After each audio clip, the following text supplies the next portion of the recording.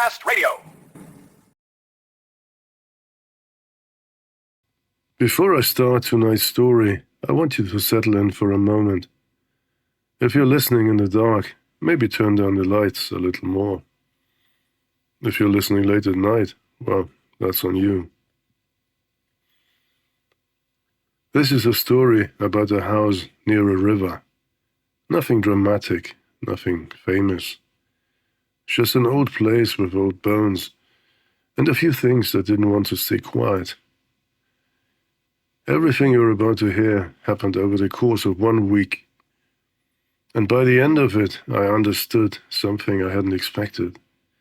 Some houses don't wait for you to notice them. They notice you first. Let me tell you what happened. I went to stay with my cousin for a week after she bought a new place near the river. She'd been overwhelmed with the move, and I figured a few days of lifting boxes and assembling furniture would help her settle in. The house wasn't big, but it had that old timber sturdiness you only get from places built before insulation was a thing. Every floorboard had a memory.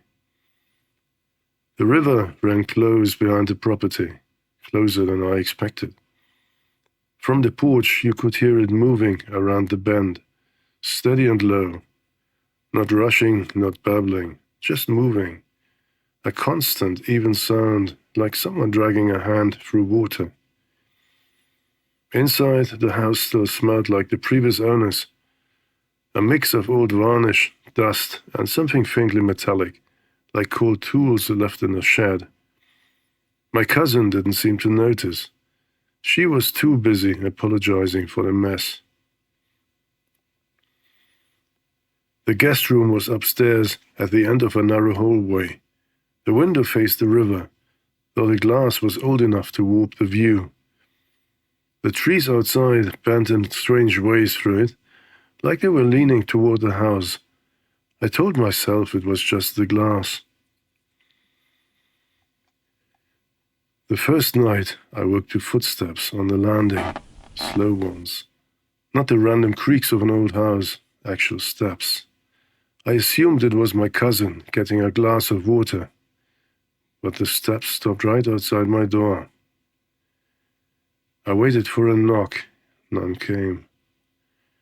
After a moment, the steps moved again, heading toward the attic ladder at the far end of the hall. I heard the faint shift of the hatch, then silence. In the morning, I mentioned it casually over coffee. She shrugged. This place makes all kinds of noises. She wasn't lying, but she wasn't listening either. The second night, the same thing happened. Same hour, same slow steps, same pause outside my door.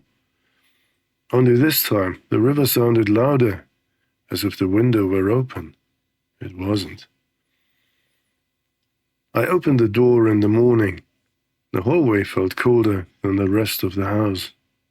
Not freezing, just noticeably different, like the temperature dropped a few degrees between the bedroom and the landing. I checked the attic ladder. Dust covered the rungs, except for a faint disturbance on the lower steps. Not footprints, more like something had brushed past. That evening, I stayed downstairs longer than usual. My cousin went to bed early, exhausted from unpacking. I sat in the living room with a book I wasn't really reading. The river kept its steady rhythm outside. Every now and then, I thought I heard something shift upstairs, but it might have been the house settling. Around midnight, I finally went up. I left the hallway light on. I needed the shadows to behave. I must have drifted off because I woke to the sound of the hallway light clicking off. Not flickering, clicking, as if someone had pressed the switch. The river had gone silent. I sat up listening. The footsteps came again, but this time they weren't slow. They were hurried, uneven, like someone trying to move quietly, but failing. They stopped outside my door. I whispered, "Hello," before I could stop myself. The steps retreated instantly, not down the stairs, but toward the attic. I heard the hatch shift again, a soft scrape of wood against wood. I didn't sleep after that. The next morning, I asked my cousin if she'd ever heard anything strange at night. She hesitated, just for a moment, before shaking her head.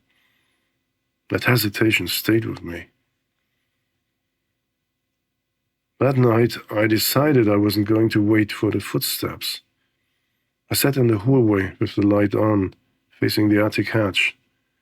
Hours passed. The river kept its steady drag. The house stayed still. Around 3 in the morning, the light snapped off again. The attic hatch creaked open. I didn't move, I didn't breathe. Something descended the ladder. Not quickly, not slowly, but with the kind of certainty that comes from repetition. I could hear the faint shift of weight on each rung. When the figure reached the bottom, it didn't turn toward me. It turned toward the guest room, my room. I whispered, "Stop." It did.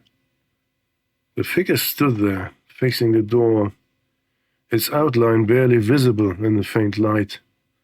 It wasn't tall, it wasn't imposing. It looked like someone who had been standing in the dark for a very long time and had forgotten how to be seen.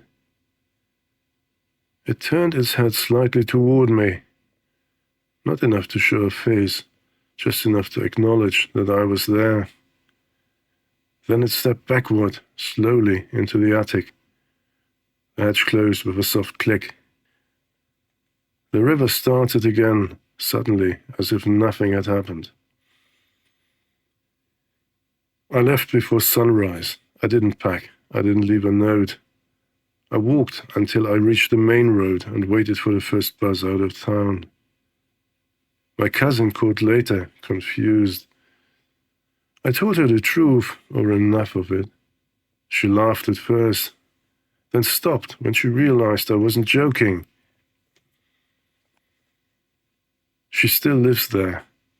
She says the house is quiet now. But sometimes, when we talk late at night, I hear something behind her, a slow step on old wood, followed by the faint scrape of the attic hatch shifting. She never mentions it, and I never ask. That was the week I stayed in my cousin's house by the river. I haven't been back since, and she still insists the place is peaceful now. Though sometimes, when we talk late at night, I hear things she doesn't mention.